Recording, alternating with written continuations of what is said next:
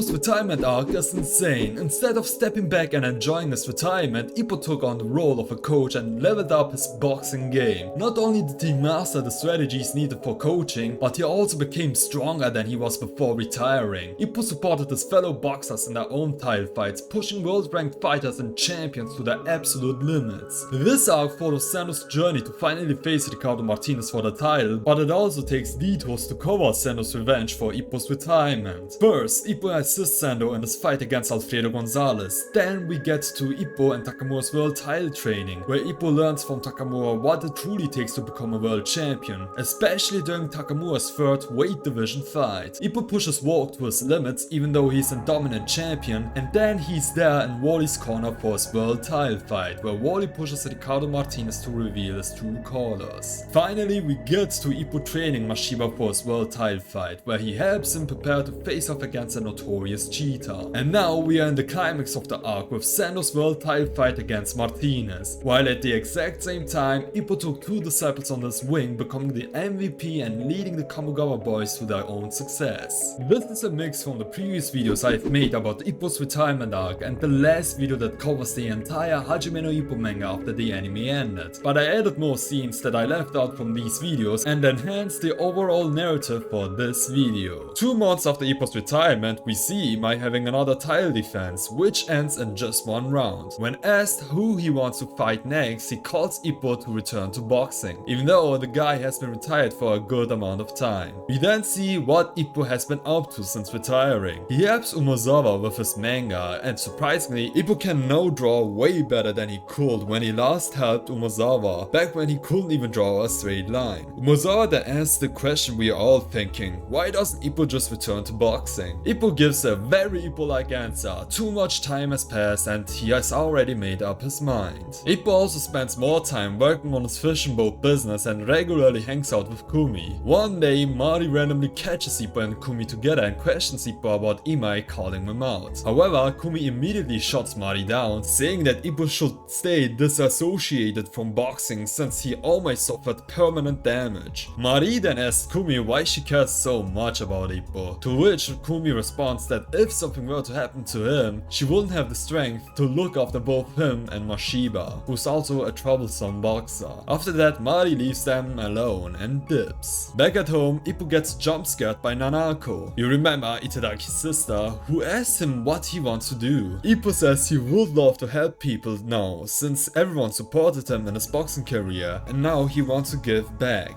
However, he makes it clear that he is satisfied with boxing and has no intentions of returning. Kumi then has an inner villain monologue where she proudly supports Ippo for choosing this path and vows to eliminate anyone who tries to drag him back into the ring. Just then, an unannounced guest appears. It's Shinoda, and he wants Ippo to return to boxing. Kumi immediately loses it and calls Shinoda out for being a terrible person. Shinoda quickly apologizes for his wording and clarifies that he doesn't mean for Ippo to fight again. He just wants him to become a cornerman or a second. The reason Shinoda asks Ippo is because Coach Kamogawa has been hospitalized and is in a poor health. They've decided that Kamogawa being the cornerman for Itadaki, Kimura and Aoki's fights will drain too much of his energy, so from now on he'll only be the main second for Takamura's fights. Ippo promises to think about this decision and first talks to Kumi about it. He reassures her that he has no intention of returning to in-ring fighting, but he loves boxing so much that he never considered becoming a coach to see the sport from a new perspective. Kumi respects Ippo's decision but hopes he never uses his fist in the ring again. Then we get a montage of Ippo pulling out the weighted wristbands again and training just to put a chair into the ring. He reunites with the other Kamogawa boys after a long time and learns that he'll be the second of Kimura's fight. Kimura meanwhile is completely out of gas due to his weight management struggles. Ippo returns to the gym and after a quick shadow boxing session he reviews Kimura's opponent and starts making strategies on how Kimura can defeat him. The night of the fight has arrived and Ippo returns to the Koroken Hall. Before heading inside he runs into Takamura, who as always is just trash talking. Ippo was just scouting an empty arena before Kimura's fight when he randomly spotted Hayami among the boxers who were shadow boxing. Hayami greeted Ippo and wondered if Ippo had actually retired. After getting confirmation, he confidently told Ippo that he was still going strong and would definitely become a legend.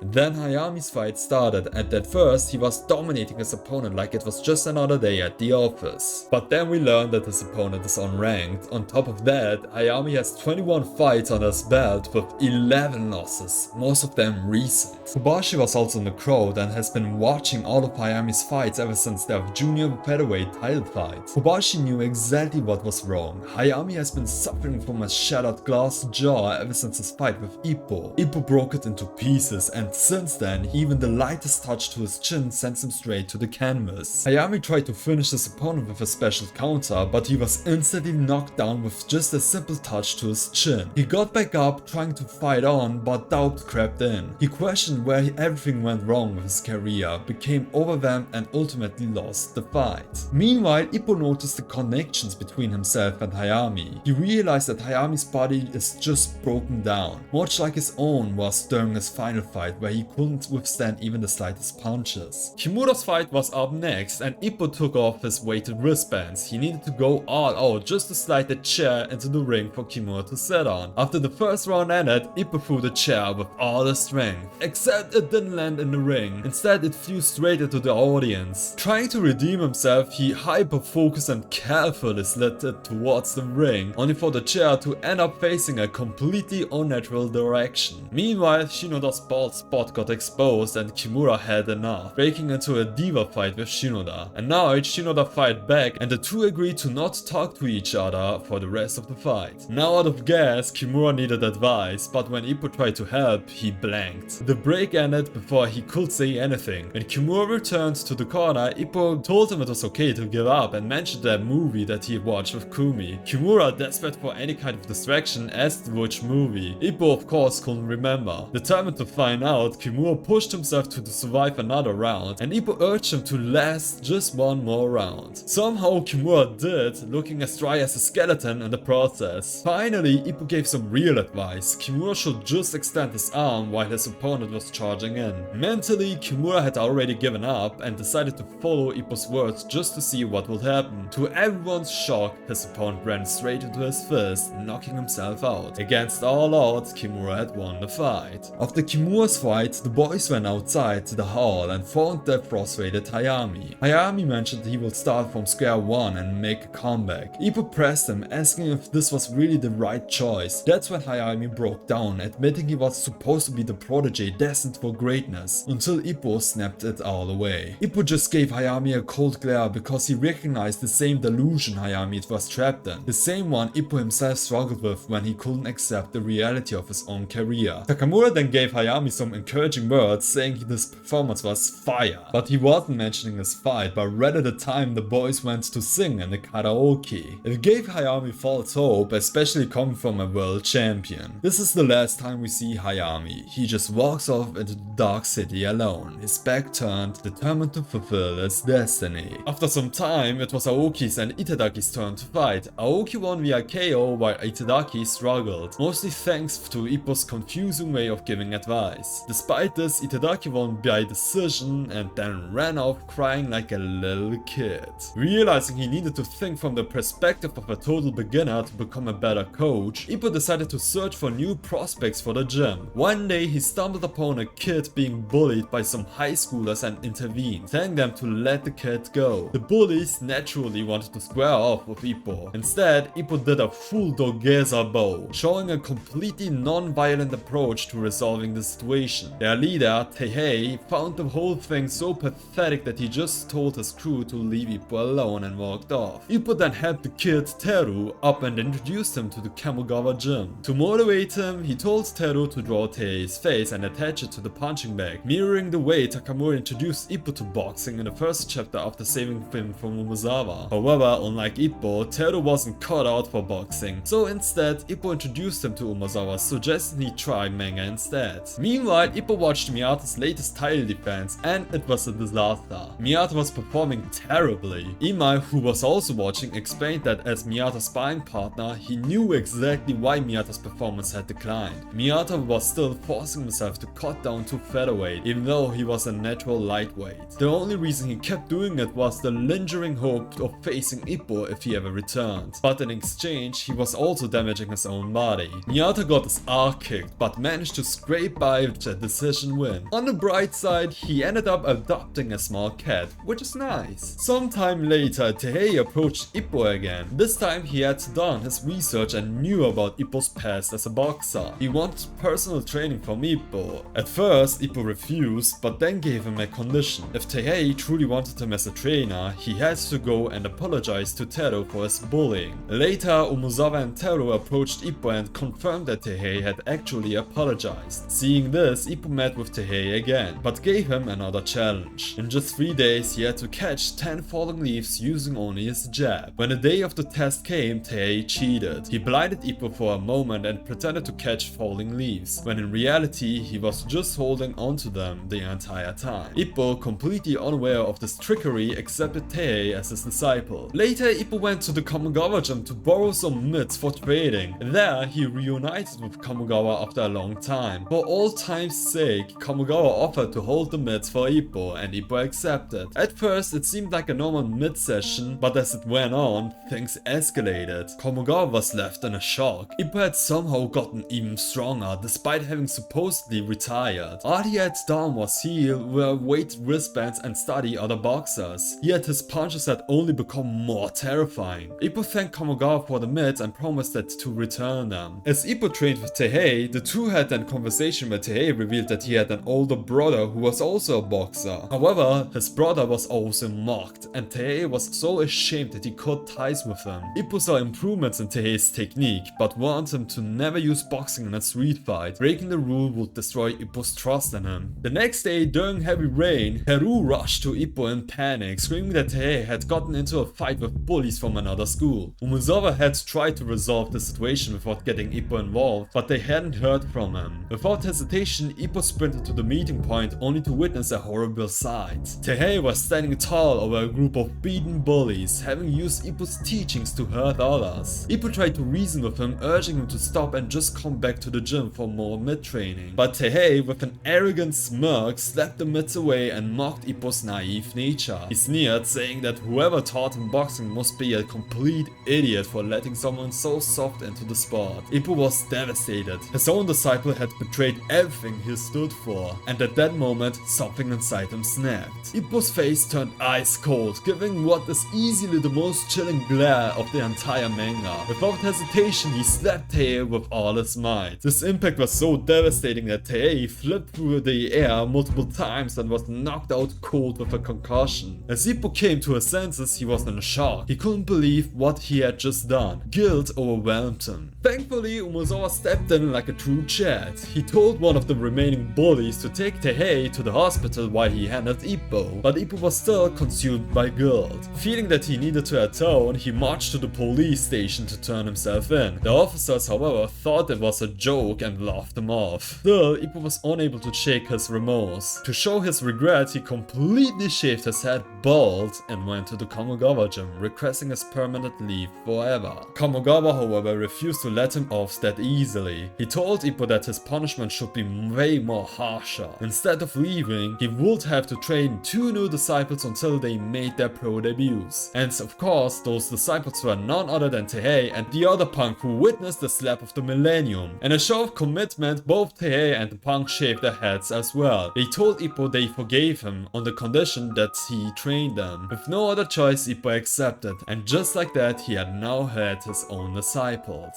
By the way, it turned out that Taihei's older brother was none other than Aoki. Naturally, Takamura found out about this and blamed Aoki for everything, punishing him with the infamous Finger of Doom. As for Kumi, when she saw Ippo's freshly shaved head, she accidentally gave it a clean kiss, and for some reason Ippo didn't even feel it. While doing some road work, Ippo and his disciples stopped at the iconic tree where Ippo first learned to box, and under the tree Miyata was waiting. Ippo said to him just to not hurt his body for him, since Ippo is retired and won't be back to boxing. Miyata then questioned him. He trains like a regular boxer but still limits himself by viewing himself as retired. Ippo said he was close to receiving brain damage, over which Miyata dropped the bomb and asked who implanted the thought of having such a thing. He left saying that he wouldn't be waiting for too long and would move on to his next journey. The disciples heard this and wanted to learn who caused Ippo to think he was injured and should never box again. Then they saw Kumi again, and she just straight up said that the disciples should not talk Ippo into returning to boxing since he has brain damage. So yeah, and these guys got the answer. Kumi was especially in a terrible mood for some reason, and the reason is because Mashiba has one less OPBF title defense against Iga. Coincidentally, Mashiba ran into Ippo and his group and asked if they all turned into mocks or something. The reason why Mashiba chose Iga as his final challenger is because he wants to move on to the world stage and wants to test if he is ready for it. When the fight began, Mashiba just spammed the flickers. Iga first absorbed the damage, but then for some reason started to weave in just like Ippo does. This irritated Mashiba and he shifted his speed. Iga got too close and Mashiba just uppercutted him into the mat for his first knockdown. Iga got back up and Mashiba continued his massacre on Iga. Iga tapped Mashiba's guard and almost threw a ghost punch. The round ended and Maron slapped Iga for his terrible performance and wanted to see some development. In the second round, Iga was taking punishment again and tried this move a second time, which yes, is the dragon fish blow. Mashiba is a pro at taking the dragon fish blow and just dodged it. But he did not expect Iga to just headbutt him, which is a callback to Sawamura. In this fight, Iga used all of Mashiba's toughest opponent's traits to finish him off, which managed to get under Mashiba's skin. In one of the stupidest scenes of the entire manga, the ref came and warned Mashiba that he saw some fouls and said he himself should not cheat.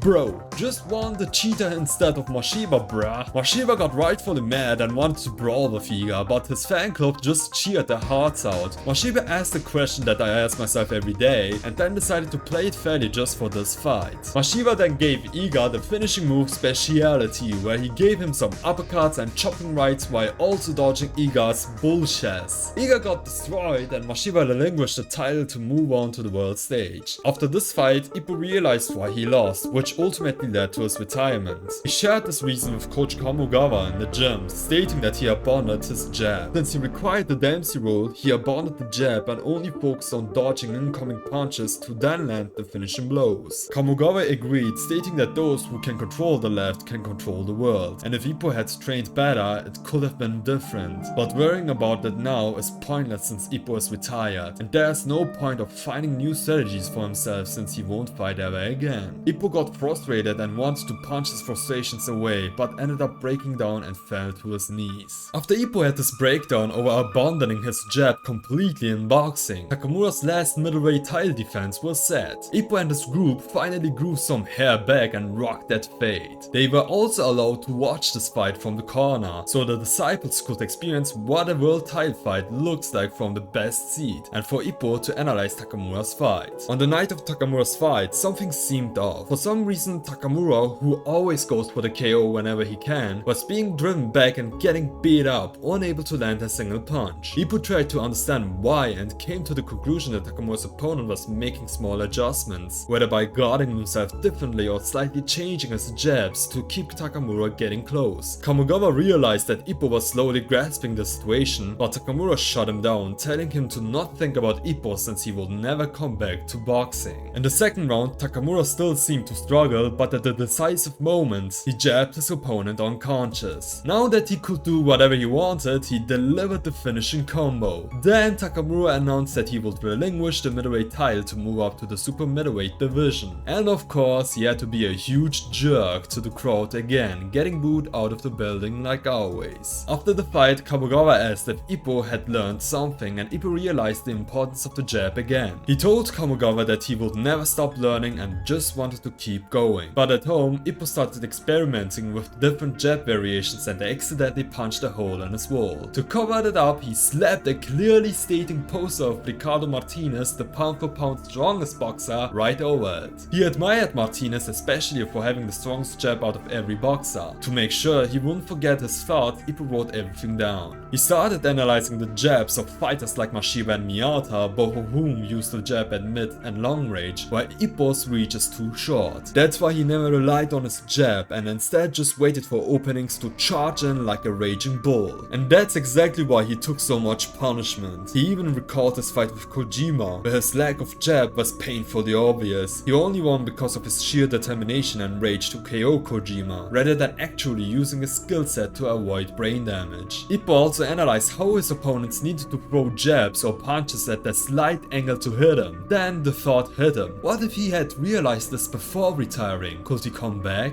He quickly brushed it off and kept writing down everything he did and didn't understand about boxing. And before he knew it, his iconic hairstyle had grown back, alongside with his disciples hair. They were still training, and thanks to Takamura's fight, Ippo came up with a new training strategy, a numbering system. He would call out specific number combinations and the disciples had to execute them in order. The Kamogawa boys also wanted in, so Ippo let them join, but only made them spam the jab, which made them angry. To help demonstrate, Ippo started shadowboxing with an imaginary Sendo, trying to refine the way he called out commands. But midway through the exercise, he completely changed up the strategy, which just got him even more shizzed on. Sendo wanted to fight Alfredo Gonzales, but since Alfredo's camp kept ignoring his challenge, he decided to head straight to Mexico with Hoshi. The problem, however, was neither of them knew any English or Spanish, so they ended up completely lost in Mexico. That's when they randomly ran into the Mexican luchador Mascaras Caramas, whose name I can't still pronounce. That Freddie Mercury lookalike happened to know Japanese and was kind enough to take them to a powerful Mexican boxer. The only issue was he accidentally sent them straight to the strongest boxer there is, Ricardo Martinez, where Sendo requested a public spar with Martinez. Martinez accepted the offer and they started to fight. Meanwhile, Alfredo's patience was also running out with Martinez, and he wanted to have a face-to-face conversation to settle the date of their fight. Just as Gonzales entered the gym, he witnessed his idol on his knees next to Sendo. Alfredo was furious and wanted to brawl with Sendo right here and there. However, Ricardo calmed the situation down and made them an offer they couldn't resist. For the opening act for his title defense, Sendo and Alfredo will fight, with the winner guaranteed a future opportunity to face Ricardo Martinez for the title. Both men accepted the offer and the fight was set.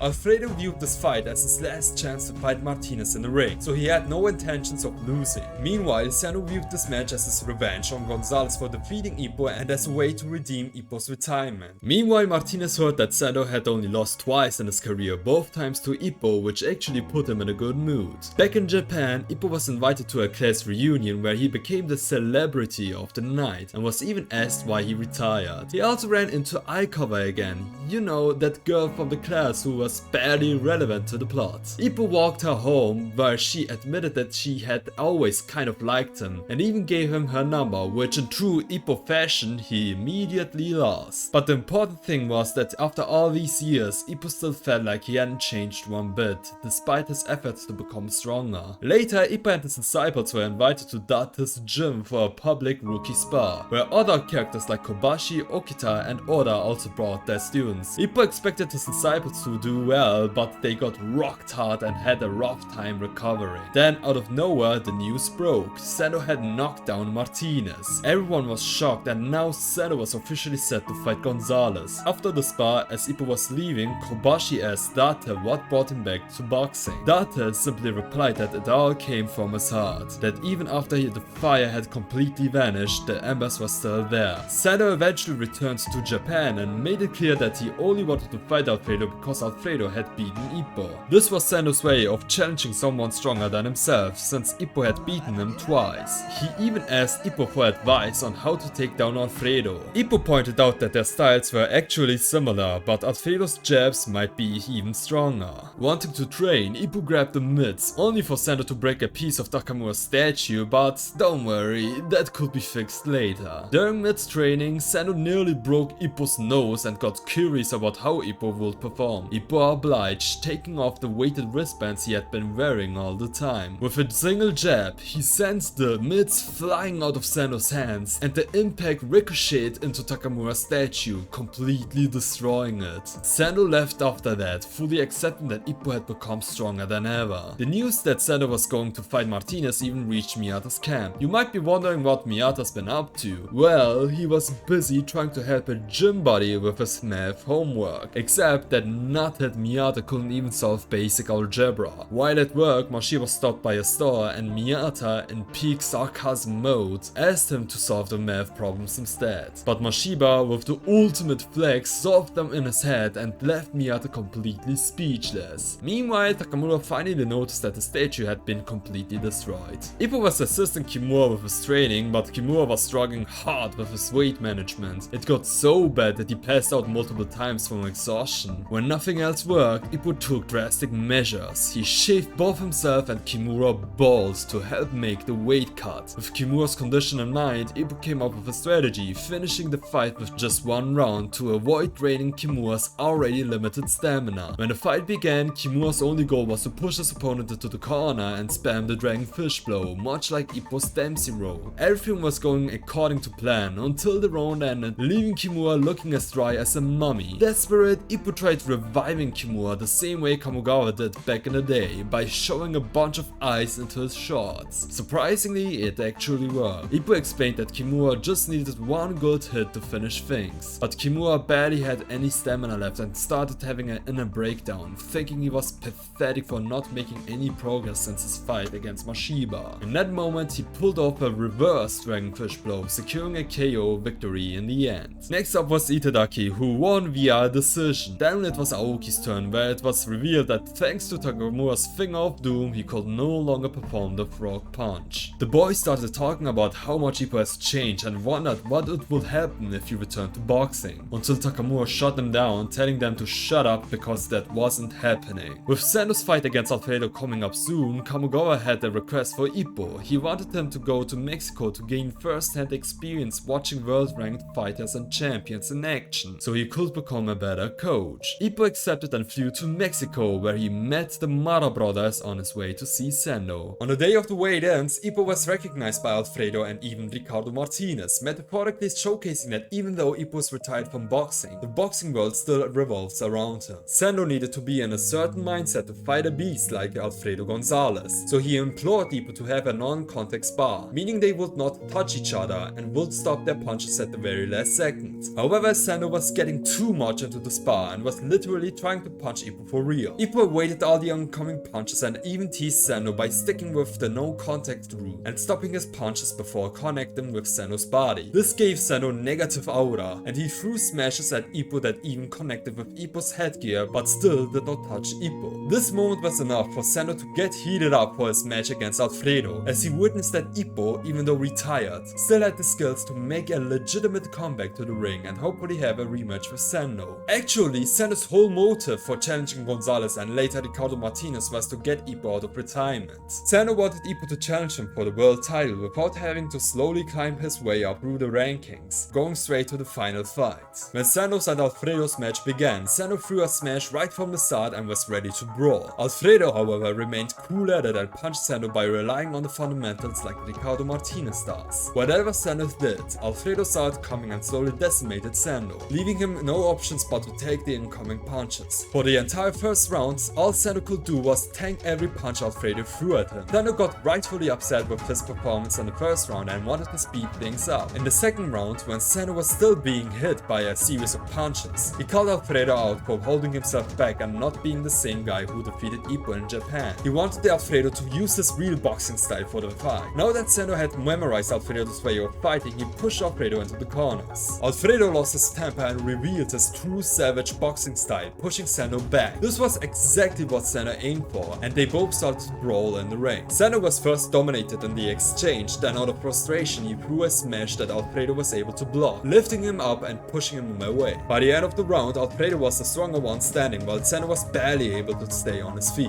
Nothing changed on the third round. They continued to brawl, with Gonzales having the upper hand and Sendo almost passing out. But Sendo kept grinding his teeth and refused to go down, further enraging Alfredo Gonzales. Both fighters were out of stamina and were ready to go all out during the fourth round. Even though it looked like Alfredo continued to dominate, the damage Sendo inflicted started to pile up, and Alfredo was now getting overwhelmed. Sendo's aura was immaculate, and Alfredo acknowledged that Sendo was a formidable opponent. When Sendo was getting pushed back, the ref intervened and warned that the tapings on his gloves were loose. Sendo's camp tried to stall time for Sendo to recover, but Ippo told them to cut it off since they were cooling Sendo's wild nature by stalling. Sendo appreciated this moment and decided to go go all out. Reaching his limit, Sendo decided to only throw wide smashes to finish Alfredo off for good. Even though Alfredo saw the punches coming a mile away, he acknowledged that if they connected, he would go out cold and was rightfully frightened by these punches. Alfredo managed to block one smash with his fist and another by blocking it with his forehead. The smash to the forehead broke Sendo's right fist, but it still was not enough to bring him down. Both fighters simultaneously punched each other, which would KO any other featherweight in the series. Sendo wanted to finish the fight and gave everything he had on his left fist, which Alfredo was also able to counter. Sendo appeared to go down, only to come to his senses at the last second and send one final smash that lifted Gonzales up and put him down to the mat, where he ultimately lost via KO.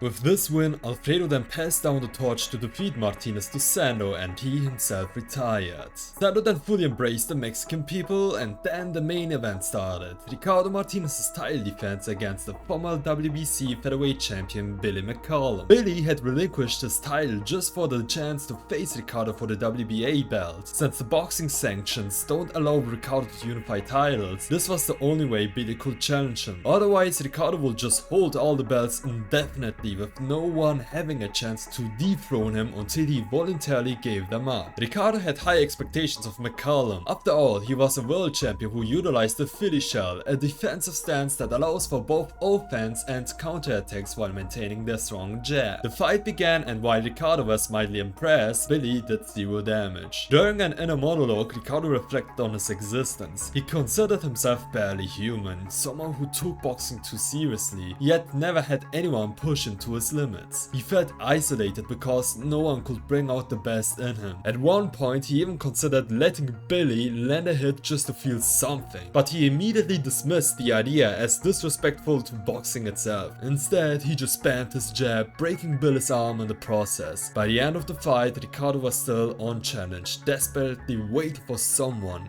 anyone, to finally push him to his true limits. Ippo watched the fight and recalled Takamura's words about true monsters being extraordinary. Back in Japan, Kimura had a yee-yah haircut due to malnutrition, so he had to wear a wig. Meanwhile, Ippo returned home, bringing a bunch of Mexican masks with him. During training, Kimura's wig came off and Takamura told him to be clowned somewhere else so he can focus. It was then revealed that his fight with the Super Middleweight Championship was officially set against the reigning champion Dragon. Dragon is an orthodox boxer and a hardcore Mahjong player. His whole stick is that he's just insanely lucky, believing the goddess of fortune is always by his side. Takamura scoffed at this, saying luck alone isn't enough, and then asked the boys, who's not cut out to be a champion? Without hesitation, he pointed at Aoki. That serious, he explained that those who don't even dream of becoming a world champion will never be one. World champions can sense when someone's fists are full of dreams, and they can crush an opponent who lacks a goal without a problem. Luck is simply meaningless, though he did admit that fighting him in the ring is basically bad luck anyway. Ippo then had a discussion with Kamogawa, wondering why, if Takamura was such a mega champion, they couldn't perform in the Tokyo Dome. They didn't have enough promo or money for it, but even just thinking about it put Kamogawa in a good mood. Ippo even admitted it would have been his dream to fight there, but since he retired, it wasn't possible. On his way home, he glanced over the monster line, remembering Kamogawa and Takamura's words, and reflected on the fact that he never truly aimed to become a world champion. Later, while training his disciples, Ippo ran into Takamura and wanted to learn more about what it really takes to become a world champion. Takamura, noticing Ippo staring at him too much, called him out, making Ippo flustered. Ippo then mentioned that Kamogawa's dream was to see one of his boxers fight in the Tokyo Dome. Takamura responded, it's possible. He then said that both of them, Kamogawa's last disciples, should aim for the Tokyo Dome together, even though Ippo was retired. The same day, Ippo had Takamura draw a fortune card at the shrine to check his luck, and as expected, Takamura pulled the worst possible luck. Since his next opponent was literally the luckiest man alive, Ippo panicked and tried to bless Takamura with every kind of good luck possible. He prayed, brought lucky items, and even slipped a Behelit from Berserk if you can spot it. But luck alone wasn't going to predict the future. Then disaster struck. Takamura was involved in a car crash while saving a kid. Luckily, he front flipped over the car and avoided a serious injury, but his already messed up leg from the bison fight got even worse. Ippo patched him up with some good luck bandages and kept close watch on him. But then a falling waist was heading straight into Takamura's head. Ippo reacted fast, punched punched the vase away and then got knocked out by Takamura's reflex punch. And just when things couldn't get worse, a typhoon hit. Ippo asked if Takamura should postpone the fight, but Takamura snapped, saying he was already in a rush and didn't have any time to waste. Then, the moment Dragon landed in Japan, the typhoon vanished. Dragon just smiled, saying the goddess of fortune was by his side. He then went to train at Miyata's gym, where something about his fighting style seemed off. Ippo and the boys prayed even harder, then Ippo watched Dragon's old fights, and something still seemed off. That's when Ippo learned Dragon came to Japan to play underground Mahjong. Coincidentally, Yagi was apparently the king of underground Mahjong. The same night he was playing against Dragon. Ippo needed a closer look at Dragon, so he analyzed his Mahjong playstyle. And don't worry guys, I'll spare you the 3-chapter Mahjong match, because let's be real, neither of us understand Mahjong. But from the way Dragon played, Ippo figured something out. Dragon's dominant arm was actually his left, meaning he was a Southpaw in disguise. Determined to warn Takamura, Ippo rushed to the shrine only to be surprised to see Takamura already there. Ippo told him that Keith was a Southpaw. Takamura simply smirked and said he already knew. He then said that there are some things in life you just can't control. After saying his prayer, Takamura accidentally pulled down the entire shrine rope. Before leaving, he turned to Ippo and asked, "Don't you want to try it again?" Ippo didn't understand what he meant.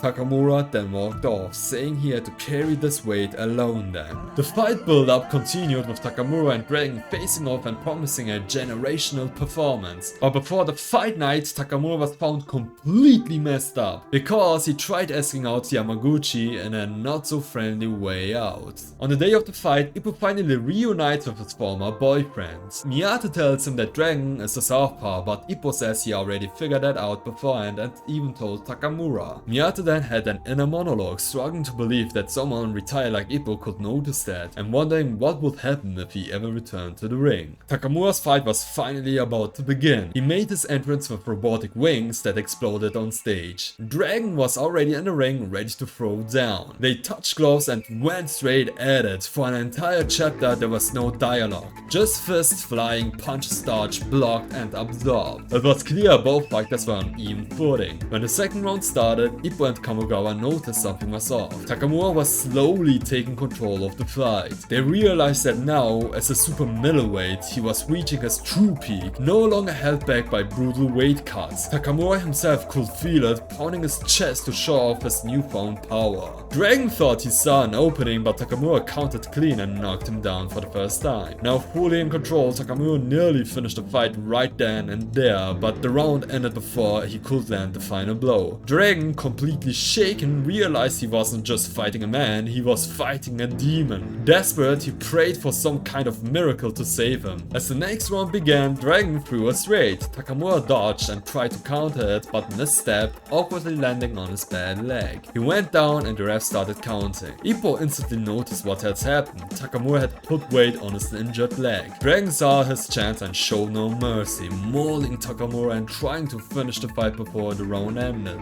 Back in the corner, Takamura got a slap on the back for good luck before heading out, straight into another beatdown. At this point, we got a flashback of Dragon's past, which was so dark it wasn't even worth discussing. Whatever he had been through, it had led him to this moment. He was determined to finish Takamura off, but just when he thought he had him, Takamura countered his left hook. With no other choice, Dragon unleashed a southpaw stance and threw a devastating left hook and tore some skin off Takamura's face. But Takamura was too fast, ended the fight with one final punch, sending Dragon crashing to the mat. With this win, Takamura became a 3-division world champion. Ippo helped escort him home, and before passing out, Takamura gave him some words of encouragement, reminding him that in life everything you achieve is done by your own hands. And when they woke up, they were cutely cuddling with each other. Sometime later, Kumi came to Ippo with big news. Mashiba had secured a preliminary world title match against a former world champion. Ippo was unwillingly invited to Mashiba's pre-fight ceremony, where Mashiba made it clear that he wanted nothing to do with Ippo. Despite the tension, Ippo shared his research on Mashiba's opponent, Juan Garcia. He dumped a ton of information, but the important takeaway was that Garcia was an infighter with a weak lower body. Ippo suggested a strategy: play defensive in the first half, then go all in offensively in the second. However, Ippo completely ruined the mood by pointing out that losing a preliminary world title match had basically ended his career. This killed the vibe of the entire ceremony and he got chewed out by everyone. Meanwhile, Imai had another title defense, this time against Hoshi with Sendo in Hoshi's corner. Imai was on a 4-fight, first round KO streak, so when the fight started he went straight for the kill. But Hoshi wasn't backing down, both fighters went all out, turning the match into an absolute slugfest. It became a battle of endurance and stamina. Unfortunately for Hoshi, he was the first to break, allowing Imai to finish him off with a brutal KO combination. After the fight, Imai called out Sendo, demanding that he take their generation of fighters seriously. But since Sendo was busy preparing for Martinez, he just pointed at Ippo and told Imai to wait for him instead. Then shocking news broke. Martinez announced that he would not be fighting Sendo next. Instead, he had chosen to fight Wally, one of Ippo's former opponents. Wally had been making waves ever since his fight with Ippo, racking up 24 wins. Wally and his coach even flew to America to train, where they met with Volg and Daniki again. Since Volg was also scheduled to defend his title at the same event, the two trained together. The reason Martinez picked Wally over Sendo was because he wanted to get used to fighting someone wild before facing Sendo, and there was no one wilder in that division than Wally. Plus, the fact that Wally's only loss had come from Ippo further piqued Martinez's interest. Ricardo noted that despite Ippo's retirement, the boxing world still revolved around him. Mashiba's world title preliminary match was next, with Itadaki on the undercard, who won again via decision. Next was Mashiba's fight, which Ippo and Kumi watched, which also got Mashiba mad for him being too close to his sister. When Mashiba's fight began, he lifted his guard up and actually followed Ippo's strategy. For the first round, all he could do was block himself from the punches, which got him completely out of gas and desperate. He considered tripping Garcia like he did in his fight against Miyata, but hesitated until the 4th round, where his inner demon just said to do it. But even then, he pulled back and remembered why he had to fight fairly. There were people believing in him, and with his loner attitude, he wouldn't have gotten so far. So he set his cheating aside and was now on the offensive to fight it out with Garcia. In the 7th round, Mashiba was getting banged up, accumulating a lot of damage, and was about to fall until Ippo yelled at him to keep going. That's when he remembered Ippo's words about Garcia being weak against body shots. So Mashiba reorganized Garcia's gut and gave him some awesome combos until Garcia landed a perfect counter. Mashiba was about to go down, but held out for one last shot that successfully connected. When he saw that Garcia was still standing, he went all out, hit him with the flicker ending combo, and saw him down on the mat, ending the match. With this fight, he secured a one-way ticket to fight the lightweight world champion. Mashiba recognized that without Ippo's help, he would have been cooked, and even acknowledged that Ippo also had to endure all the pain in the ring to keep going, accepting him as somebody strong. Then he saw Ippo hugging it out with Kumi, which got him enraged, and he shouted a lot of bad words before passing out. The funny thing is, Ippo only understood that Kumi's Oni-chan finally won and that he would be a world champion soon, which obviously was not what he said. We then learned that Mashiba actually broke his jaw in that fight and needed some time to recover before his big world title fight. Sendo and his camp were preparing to see Wally vs Martinez in Mexico, so Sendo invited Ippo to tag along and watch the fight live, which Ippo accepted. Ippo was insanely motivated, running past Takamura, who tried to scare him. Not one to back down, Takamura tried to outrun Ippo by shifting gears, only to realize that Ippo was keeping up, even while wearing the weighted wristbands, putting him at a disadvantage. They ran so far they completely lost track of where they were. At that point, Takamura, being Takamura, just grabbed the offerings to the gods and ate it, declaring himself a god in the process. Back at the gym, their competition continued. This time they held mitts for each other, seeing who could endure longer. Ippo's punches shook the entire gym, and his final punch was so powerful that it quite literally knocked the crap out of Takamura. Takamura just stared at his fists in silence, until he had to let it all out to relieve the pain. Ippo flew to Mexico, where the Mata brothers escorted Sendo and Ippo to the gym, but then they ran over somebody on the way. Both Ippo and Sendo thought they were cooked, but it turned out to be Wally, who dodged the incoming car. At the gym, Volg and the boys reunited, and Wally and Sendo even had a spar, where Sendo was not able to hit Wally at all. But then Ippo instructed Sendo to hit Wally's lower body, which Sendo obliged, but Wally then ran off, ultimately ending the spar. Volg also wanted a spar with Ippo since his opponent was also an infighter. Volg wanted Ippo without any handicaps, so Ippo took off the weighted wristbands to go foul out in the spar. Ippo wanted to pay Volg back for assisting him back when he was in Japan Japan and helped Ippo with the Dempsey counter in the spar in preparation for Ippo's Japanese title defense against Sawamura. So in this spar, Ippo went all out the second the bell rang, catching Volg off guard. Volg had to cool Ippo off by attempting to hit him with the White Fang. But remember, this guy retired because of accumulated damage to the head, like what the hell, Volg? But Ippo had the retirement power boost and was able to catch Volg's White Fangs with ease. Ippo pushed even further, so Volg tried to hit Ippo with a powerful left straight. Ippo dodged that also and gave Volg a heavy left liver blow. Now enraged, Volg unleashed the Heian that he learned from Daniki and followed it with another White Fang to Ippo's head. Despite Ippo getting sluggish, he encouraged himself to be more helpful, deflecting Volg's jab and landing a right straight. Volg answered with an uppercut and then remembered that the guy he is fighting against has initially retired because he was close of getting punch drunk. Ippo lowered his body and unleashed the Gazelle punch, sending Volg flying into the corner.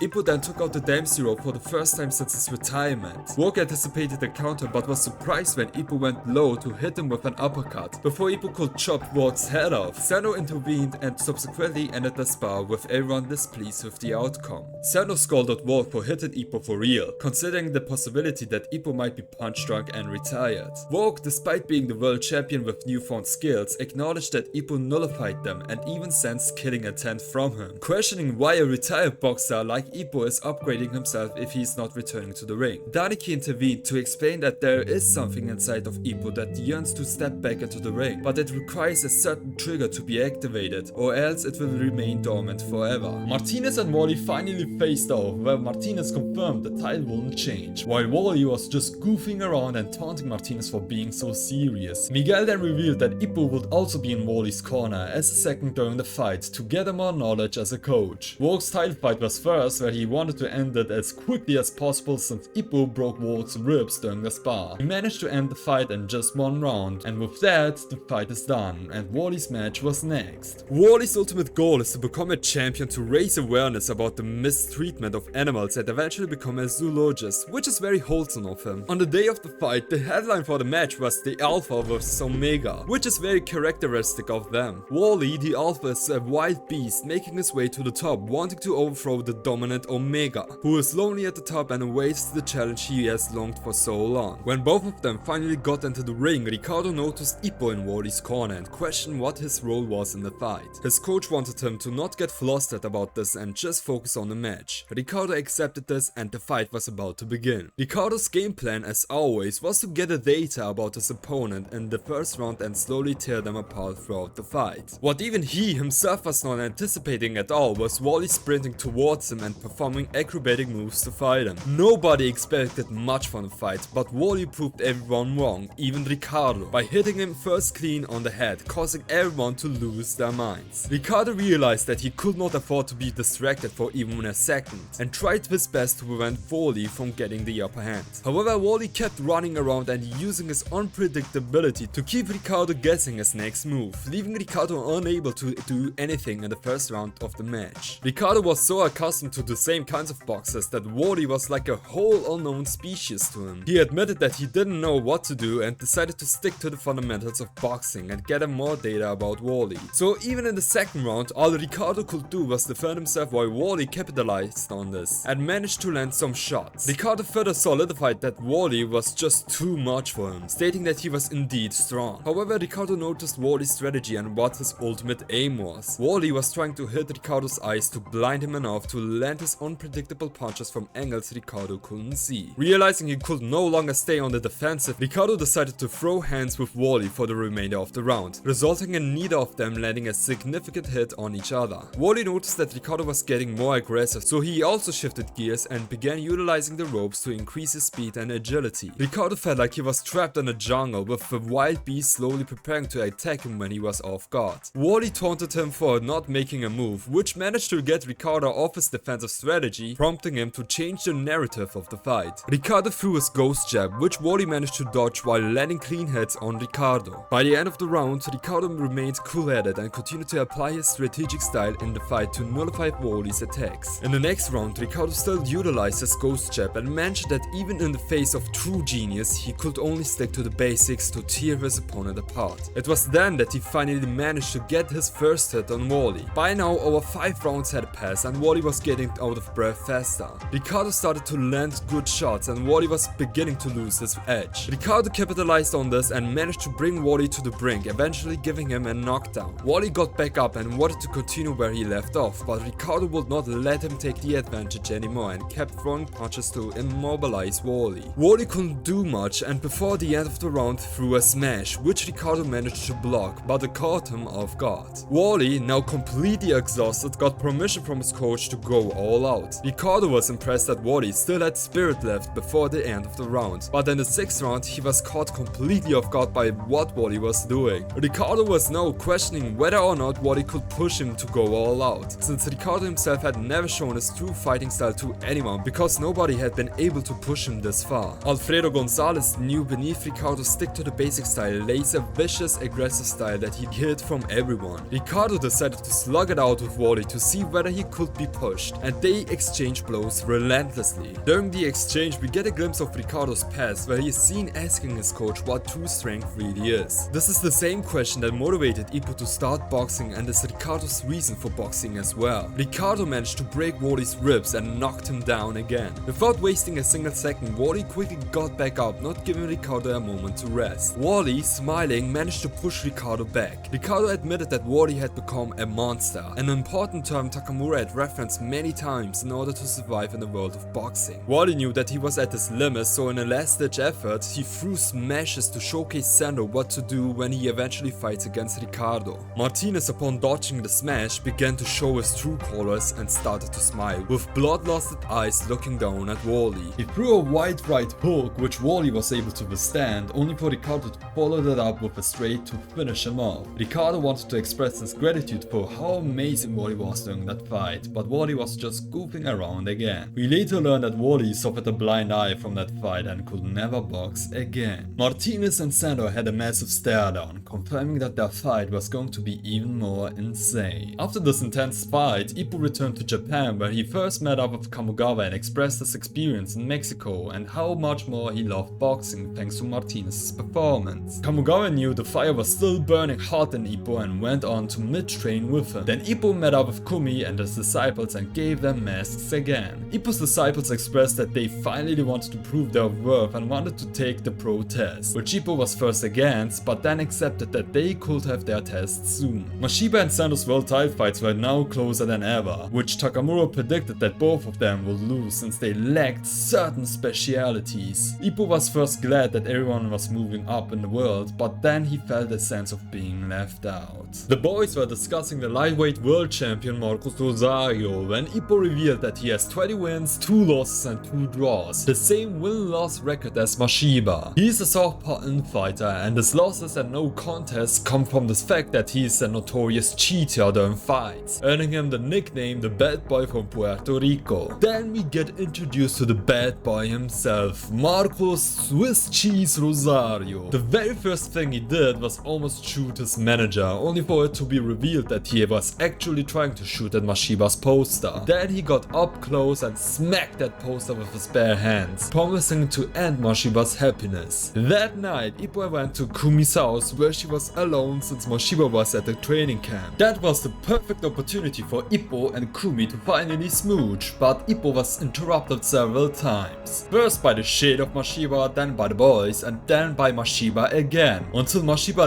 literally spawned inside the room since their training camp has been cancelled. Mashiba revealed how much he hates Ippo, but wanted to really know why Ippo wanted to date Kumi and wasn't making any progress at all. Mashiba said he wanted to entrust Kumi to somebody stronger than himself. He gave Ippo 10 seconds to name 5 things he liked about Kumi. Ippo had to go all out, even taking off his weighted wristbands just to say she's cute and stuff. But that wasn't enough for Mashiba. He wanted to see how well Ippo really knew her personally, until the whole thing then just escalated. Before Ippo left, Mashiba asked if he was really satisfied with retiring. Ippo said he was, but then Mashiba personally reminded him that his goal had always been to fight Miyata. That's when Ippo snapped. He called Mashiba out, saying that he had a chance to fight, but because Mashiba cheated, he robbed that opportunity away. In a twist, Mashiba actually apologized for it. He admitted he was just too desperate to win and felt guilty about it. He revealed that he only wanted to focus on his upcoming world title fight, so until then, Ippo should take care of Kumi until he becomes the world champion. Ippo accepted it, but then it was revealed that it was just just a trick to make sure Ippo wouldn't see Mashiba at all. Sendo was having a mental breakdown since his fight with Martinez was coming soon and he had no one to train with to test the strategy he cooked up to defeat Martinez, until Takamura randomly came to Osaka during one of his trips. Takamura agreed to spar with Sendo and completely destroyed him. Sendo insisted on a second round, which Takamura refused, so Sendo just charged at Takamura, throwing a smash which was just a feint to block his vision, followed by another feint smash and then landing an actual smash that almost knocked out Takamura. It would have definitely sent somebody else to sleep if they were hit. Miyata watched the whole chaos unfold from the outside and saw the potential to help Sendo prepare for his fight against Martinez by being a sparring partner until his actual match. Later, Kumi said she wanted to go out on a beach date with Ippo if Mashiba won his world title fight, something that an excited Ippo immediately accepted. Mashiba, alone at home, had a flashback of his life and recalled his wild brawling days where he was controlled by pure anger. After his parents died, he had it way rougher, being a teenage older brother looking after himself and his younger sister. One day he got ambushed by at least 2,000 people, and when they threatened to hurt Kumi, he snapped and was arrested afterwards. His probation officer, who was extremely sick, introduced Mashiba to boxing, and he quickly got accustomed to it. However, he was still controlled by his demons while boxing, until he ultimately got defeated by Ippo. After his fight with Ippo, Mashiba lost his probation officer and felt isolated again until the present day, where he now has the support of everyone he comes with contact with, so he promised to take the world champion.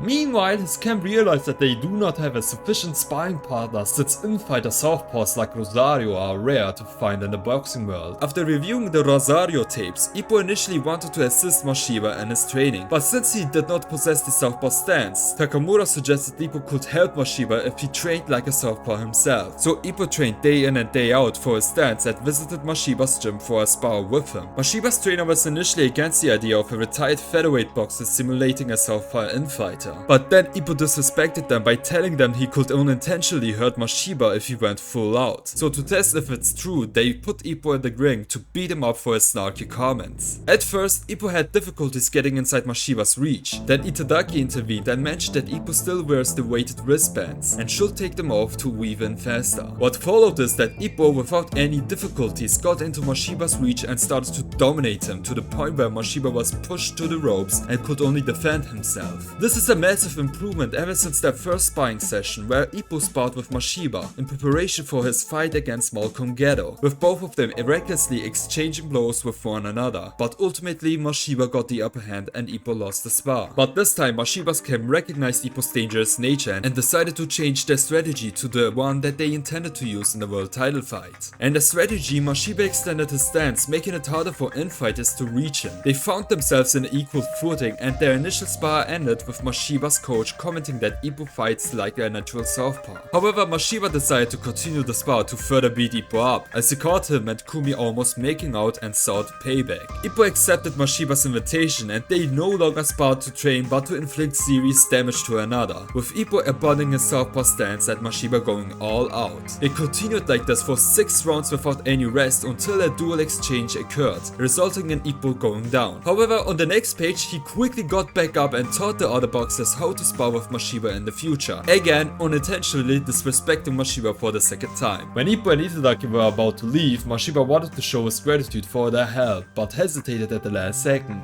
Just a few days before the fight, there was no information about Rosario at all. Everyone thought that he would simply not show up for the official fight. This got Ippo mad and even affected Mashiba, but he simply ran off all of his frustrations. Then Rosario finally landed, exactly the day before the weigh-ins. It was revealed that he had been arrested, so he had no time to train or prepare for Mashiba, and he was also dealing with weight management issues. On the day of the weigh-ins, he initially didn't make the cut and had to run just to somehow make the weight for the second weigh-ins. He channeled all his anger towards Mashiba to push through. We also got a flashback of Rosario revealing that he was associated with a group of not so nice people who betrayed him, thinking he was a snitch. Ever since then, he started boxing to somehow make ends minds meet. He doesn't enjoy boxing itself, he's only in for the money. The day before Mashiba's big fight, he got all kinds of calls from people wishing him good luck, including Sendo, whom he had some history with, and even Miyata wished him luck for the fight. Mashiba went outside and was then greeted by his #1 supporter, Ippo, who had stayed outside the entire time to personally wish Mashiba good luck. He again tried to say thanks, but of course Kumi had to ruin the mood. But still, Mashiba left with his arm raised high, promising to win the world title. On the day of the fight, Rosario almost showed up late. He had to perfect his hideous haircut first. Meanwhile, Mashiba's coach gave him one clear strategy: keep his distance and focus only on body blows. Since Rosario had weight management issues, the plan was to tire him out in the first half of the fight and go all out in the second half. As the fight was about to start, Rosario knew Mashiba would aim for the body shots, so he decided to go all out from the get-go. But Mashiba, knowing Rosario would expect that, flipped the script and started brawling with him right from the start. He pushed Rosario back, making it clear that this wouldn't be an easy fight. In the crowd, even Takamura showed up to see how this fight would play out. Rosario called this fight unfair since he couldn't land a single hit on Mashiba. The rest of the round was full of close calls, but neither of them could land anything clean until the bell rang. Still calling the fight unfair, Rosario took a deep breath at the start of round 2 and charged in to land something. That's when Mashiba pulled out his world title strategy. He extended his stance, making himself unreachable. At the moment, he started beating the crap out of Rosario. Rosario's coach was in shock, mumbling that Mashiba must have sparred with a world champion level Southpaw to prepare for this, and we all know who that is. It's Ippo. Mashiba was about to get the first knockdown, but the bell rang before he could finish Rosario off. Rosario had enough of this unfair fight, so he locked in and shifted gears and went all in to finally land a clean shot. But Mashiba kept decimating him until his legs started trembling. Mashiba went for a chopping right again to put Rosario down, but it was a setup. Rosario countered and sent Mashiba crashing to the mat. Mashiba was too hurt to recover properly, so Rosario went in for the kill, backing him into a corner. But just as he went for the finish, Mashiba landed a perfect uppercut and dropped Rosario as well. Both men got back up, battered in pain, ready to keep swinging until the round ended. Rosario, still coping with how unfair this fight was, changed his hairstyle on the spot, spiked it up to bright blonde hair. Super Saiyan Rosario charged at Mashiba, throwing wild punches while trying to headbutt him at the same time. Mashiba dodged every shot until Rosario stepped on his foot. Mashiba barely avoided the first punch, but he couldn't dodge the headbutt.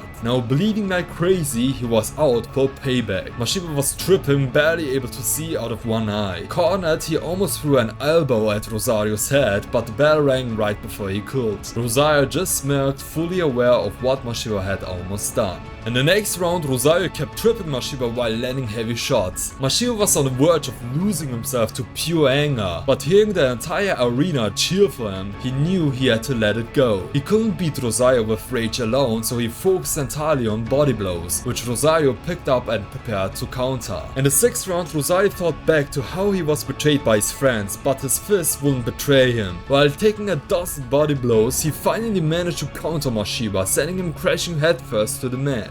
Mashiba was barely conscious, but felt thankful for all his friends and supporters he had now. When he came to his senses, he realized he wanted to show his gratitude by claiming the world championship, so he swore to win the fight. Rosario was completely out of stamina thanks to Mashiba's body blow strategy. For the first time, he called the situation fair. He knew he should have trained harder, taking his weight management seriously and studied Mashiba the way Mashiba studied him. He accepted that the man in front of him was a real boxer. So for the remainder of the fight, he decided to fight fair, not wanting to betray the only thing he was good at. Mashiba remembered everyone who helped him to get to this moment and threw another punch. Rosario assumed it was another body blow and guarded his body, only to look up and get executed by a chopping right. Somehow he got back up and squared off with Mashiba again. Then Mashiba accidentally tripped on Rosario and landed badly on his neck just as the round ended. Rosario, looking like a beaten up guy, admitted defeat in his own way, saying he would have to return to Japan. Meanwhile, Mashiba wanted to say thank you again, but still couldn't bring himself to do so, not until he became champion.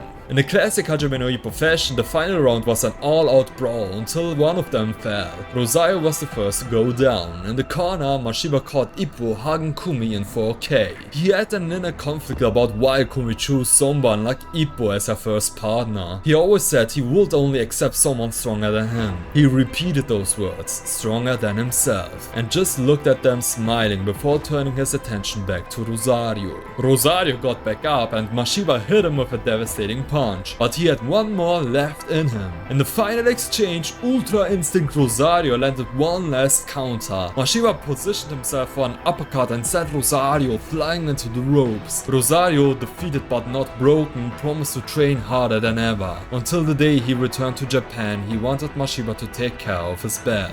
Mashiba went in for a final punch. The entire arena cheered his name. He had one last flashback of his entire life. All he had to do was reach Rosario, but at the last second he missed by just a few millimeters. And then he collapsed. His coach caught him at the last moment. This ending frustrated the fan base, including myself, since I reacted to it live when it dropped. And will he go down? Will Rosario go down? It did not connect! No, why? But the only one who stayed calm was Miyata, who just stared at Rosario, hinting that he might move up to the lightweight division to challenge him for the title. Later we learned what happened to Mashiba. He was unconscious with brain and spinal damage that might be permanent. Even though he regained consciousness in the recent chapters, we still don't know if he will have a lifelong disability from the fight. The newest arc is finally Sendo's world title fight against Ricardo Martinez, where they will fight in just a few chapters, but since there are not enough chapters to cover this arc, I will go over this fight in an upcoming video when it actually concludes. Until then, if you have enjoyed this video, then please leave a like and subscribe to my channel for more Hajime no Ippo content. I'm the Reading Crow and thanks for watching.